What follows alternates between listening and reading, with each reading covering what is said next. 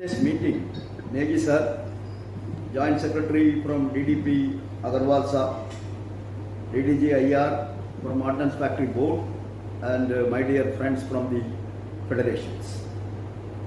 At the outset, sir, I would like to know from the CLC whether the proceedings being conducted today is it a joint meeting or it is a conciliation under Section 4 of the Industrial Dispute Act. That you have to first clarify to us, because the meeting notice issued in the previous occasions and now it says it is a joint discussion. But you are referring it as a conciliation, and conciliation should be as per the procedure of Section 4 of the ID Act. So I would like to first get it clarified from the CLC that you are treating this joint discussion as a... I will clarify you. I will clarify you. It is a conciliation proceedings. Okay? It is a conciliation proceedings under the IDA. Okay. Right. That is what I wanted to know. Okay. Right. Now coming to the next point. Yeah, it is a conciliation. In conciliation, we are going discussing the matters of strike notice given by the federations. That is what I wanted to be clarified. You have clarified. That may be recorded. That's all. Yeah. Now you please go ahead with your point of view. Yeah. You clarified. This is a. Okay. Yeah, please. Now the second point. I'm very happy to listen to you. The second point is, you see, we had a meeting. You may call it as conciliation. I do not know. On 15/9/2020, under the chairmanship of Deputy CLC, Mr. Guru, and the proceedings of that meeting, the minutes of that meeting was issued arbitrarily, without getting our concurrence, without our vetting. The draft was never forwarded to us. On receipt of the minutes on 18/9/2020, we have issued an amendment to the minutes. We have written to your office that we are not accepting these minutes because the points mentioned by us with regard to our strike demands are not recorded in the minutes of the meeting. Therefore, the following points, which are already available since it is a video conference, definitely you are having the record. So those points has to be recorded in the minutes of that meeting. But unfortunately, till date, we have not received any communication from the office, from your office, whether you have considered our letter or not. This is my objection. I want to record it here. Then coming to my third point. Now it is already 14 days over after the last conciliation. That was on 15/9/2020. And there is no development. Now it is 24 days. 24 days are completed after the last conciliation. That was held on 15/9/2020. And there is no outcome. So this is the situation of the conciliation which is going on today. Now, Mr. Patak, our president, he has mentioned so many things about the demands and the way in which the Ministry of Defence, the Department of Defence Protection, is dealing with this strike. I have also completed 40 years in the department, and I happen to be in the delegation to ILO also. The last delegation of ILO, I was also there. And the way the Department of Defence Protection is treating its own employees. All of us say that the government is a model employer, the government should be a good employer, but these two propositions is not suitable for DDP because the DDP never behaves as a model employer or as a good employer. The day we have issued the strike notice, the attitude of the Department of Defence Protection, if they are a model employer, if they are a good employer, they should have what they should have done according to the ILO norms or according to the Industrial Dispute Act and other rules and regulations. They should have called the federations. They should have discussed the demands and tried to find out a solution which was happened in the past 20 years when corporatization came into a matter of discussion in the DDP. There were 4 ministers, veterans in the defense ministry. It is not that corporatization is something new which has come. Corporatization came in 2000 itself in the name of DK and Nair committee. And when that Nair committee's recommendation to corporatization the government was considering, we gave a strike notice. On 22/4/2002, the then defense minister Sri George Fernandez called the federations, and there is an agreement that ordnance factories would not be corporatized. We have drawn the strike. Again, when the late Rashtrapati Pranab Mukherjee Sahab was the defense minister, again the proposal of corporatization came. He has called a meeting under his chairmanship on 18/9/2006. Again an agreement, ordnance factory will not be corporatized. We have drawn the strike. Then in 2007, when Mr. A.K. Antony was the defense minister, again the same proposal was put up before him. Again we gave a strike notice. He called us. He also assured us in writing ordnance factories would not be corporatized. Yeah. Then during Manohar Parrikar sir's time also, the same issue came. We had a meeting with him. Subsequently, he gave us in writing that ordnance factories will not be corporatized. Now these four agreements, and the last year then Secretary DP, Dr. Ajay Kumar's written assurance that government has not taken any decision to corporatize the ordnance factories. When we were in the midst of a strike, which Mr. Pathak referred, when we were in the midst of a strike in 2019 August, on the 23rd, based on the then CLC Vermaji's intervention, Dr. Ajay Kumar called us and he asked us, when government has not taken any decision to corporatize the ordnance factories, why are you going on strike? We have deferred the strike because government has not taken any decision. These are all written documents. Now I wanted to ask the respected CLC, you are dealing with industrial disputes.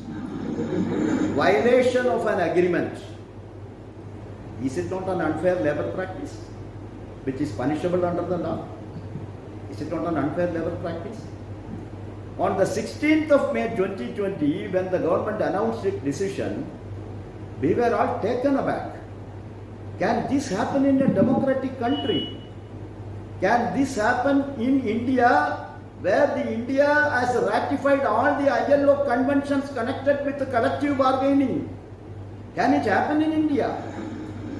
With 4 ministers' written assurance and 1 Secretary DP's written assurance, one fine morning you have decided on 16th of May. Okay. I also assume that none of them were aware of these agreements because it was in 2000, 2006 and all. 17th of May we have written. Within 1 day gap, the first letter we have written to the Honorable Raksha Mandri, respected Raksha Mandri Sahab, these are all your previous agreements. Whether the officials dealing with this case in the Ministry of Defence, they have put up before you all these facts. If they have not brought these facts to your notice, please call them, ask them to bring the records, ask them to bring the file. Please don't proceed with the corporatization. And from 17th onwards, at least 20 correspondence. What happened to those correspondence? So this is the first unfair labor practice which has been committed by the DDP by violating the previous assurances and agreements.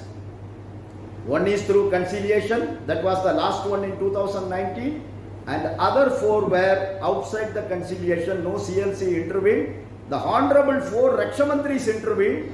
They invited us, called us, discussed, negotiated and settled. Now in this situation, what prompted the DDP to put up a proposal before the Honorable Prime Minister? Prime Minister has never told you corporatize it. You people have put up to the Prime Minister that we want to include this in the 100 days agenda of yours. And now this has come to this stage. Now the second unfair labor practice.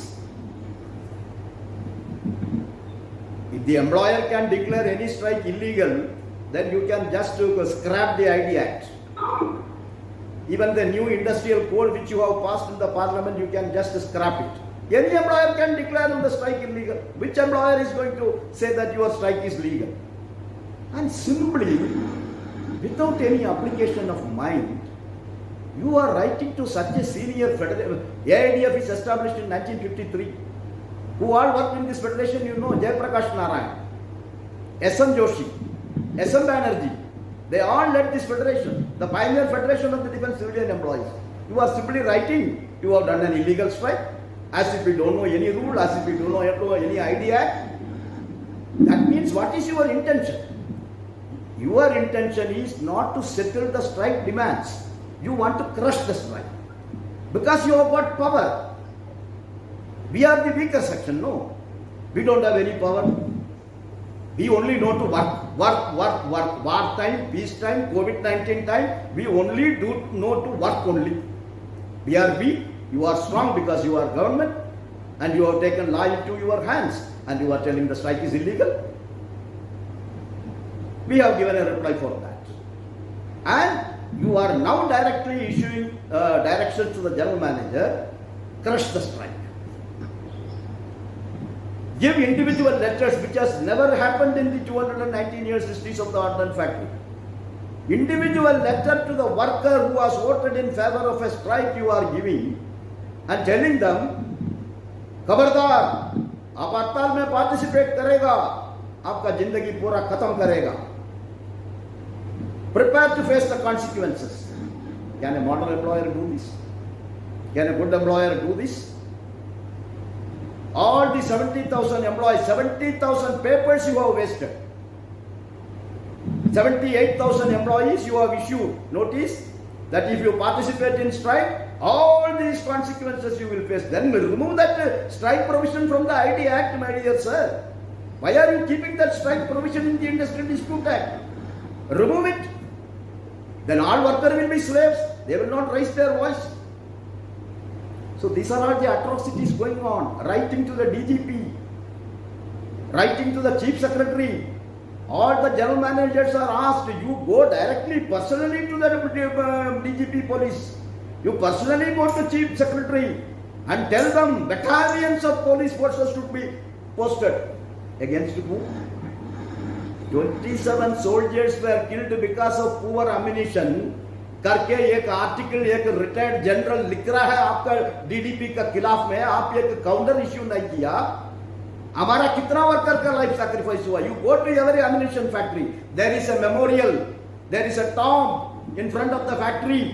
You go to ammunition factory Kadki, 49 workers.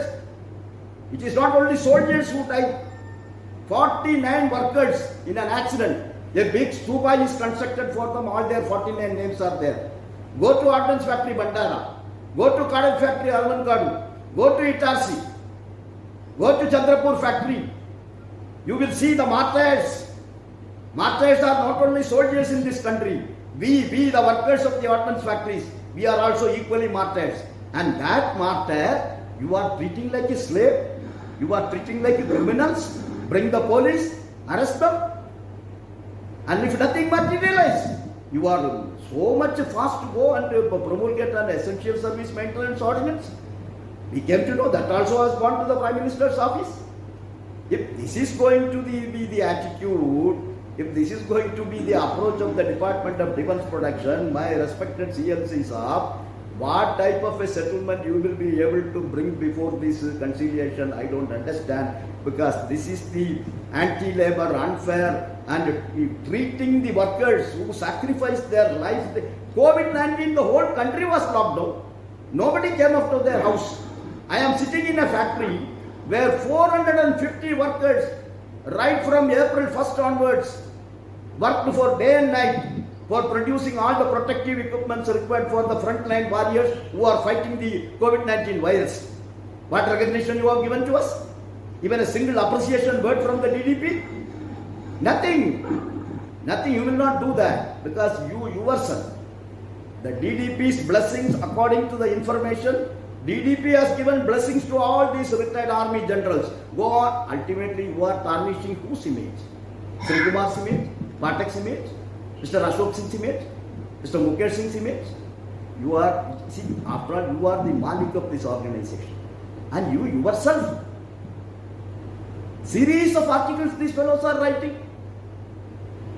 Why a single rebuttal from the DDP has never come? We were writing. We were giving rebuttals. And which media published our rebuttals? So therefore, our request to you is that please avoid these unfair labor practices. Don't treat your workers as untouchables because we are weak, because we don't have any power with us. Please withdraw from this type of attitudes and activities. They are your employees.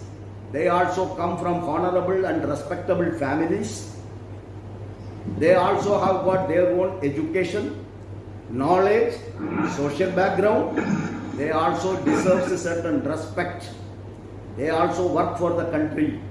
That is why I told, in no other central government department this much life sacrifice has nowhere taken place. But here in the ordnance factories for the past 20 years if you take, I am not going for 100 years, 20 years you take, more than 150 martyrs who lost their life while dealing with ammunition, while dealing with armaments, while dealing with the chemicals. They have died.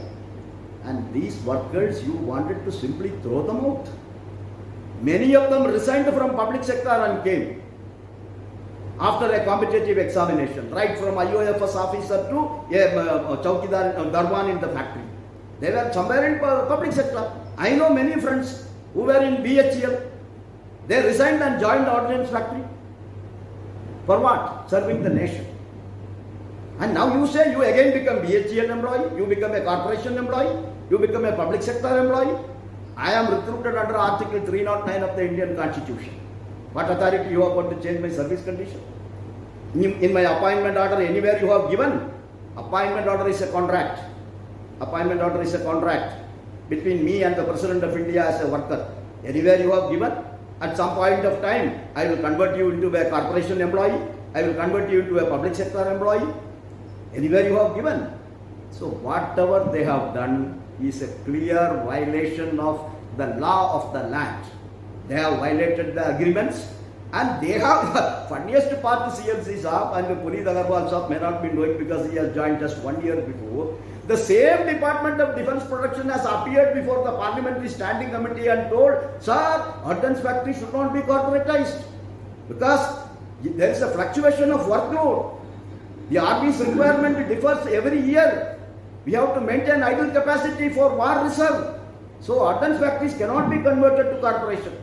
The same statement of the Secretary DP before the Parliamentary Standing Committee that it cannot be corporatized.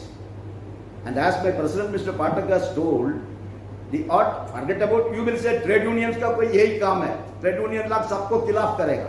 आप लोग हम लोग का खिलाफ में दुष्प्रचार करेगा, मुझे मालूम है, वो साइड में रखिए. But Ordnance Factory Board on 31/8/2020 in a special board meeting, after all they are also government, Ordnance Factory Board is not a trade union, they are your managerial officers, Apex Board, they have passed a resolution and they have forwarded to our Ministry of Defence that if corporatization is implemented in the ordnance factories, what are going to the impact? What is the serious impact? They have written. Any response from the ministry? Almost 10-15 parliament members have written to you. Any response? 2 MPs, according to my knowledge, have raised in the parliament. And so much so, yesterday, one 80-year-old man, 80 year, Mr. Dwarakanath. He retired 22 years before from the Ordnance Factory Board. How many days he will remain in this world, I do not know. He has written an appeal to the Secretary DP yesterday, I came to know. Yesterday he has written an appeal to the Secretary DP, Mr. Rajkumar. His views, his concerns, if the Ordnance Factory is going to be corporatized, what is the casualty for the national security and defense preparedness? Everything is there before the ministry, but then nothing will be considered. We will not bother. Whoever writes to us, we will not bother. We have taken a decision. We will implement. After all, that attitude cannot be only for the ministry. No? We also can have the same attitude. But we are very mature people. That is why we have given enough time. That also you are trying. It is illegal strike, legal. You are only worried about the legality, illegality. You are not worried about national security. You are not worried about defense preparedness. Anyway, now the issue before the conciliation is, apart from all these, my concern, my emotions, I have placed before you. 3 demands we have given. That no economical demands. We have not asked any promotion from you. And the same Department of Defense Protection, you know, sir, Negi साहब, आप सबको 7th पे commission का benefit मिल रहा है. हमारा joint secretary को हम पूछना चाहता हूँ. Has he ever thought that whether the Ordnance Factory employees who are working day and night, have they got the 7th CPC benefit? Even today, we are working in 6th pay commission piecework rate. I am not paid based on my attendance like you. I am paid based on my performance. In no government department it is there. You are telling Ordnance Factory ganda, Ordnance Factory bura, Ordnance Factory mein koi kaam nahi karta. Everything you are telling. But you tell me one government department where the payment is based on the performance of the worker. It is only ordnance factories. I punch my attendance, I will not get my salary. My salary starts from 0 every month. The 47,000 industrial workers who are deployed on a piecework system, in a government industry, there is a piecework system in which nowhere it is there. And my salary starts from 0. Every day I have to perform. Even if 1% of my wages is cut, immediately the general manager will give me show cause notice.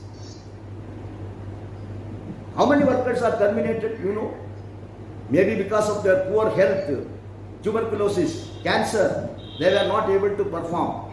How many were terminated? Are you aware of that? Are you having the data? So therefore, you cannot blame the ordnance factories and its workforce. And corporatization is not going to be the solution at all, sir. It is a wrong decision taken by the government. Maybe the Prime Minister's office or the Cabinet Secretariat has not been properly briefed. This, as Mr. Pathak told, I am 65. He is 70 plus, Srinivasan is 70 plus. How many days we will remain in this world, we do not know. But history will blame you people. The day will come, the Indian soldier who protects all of us from the border.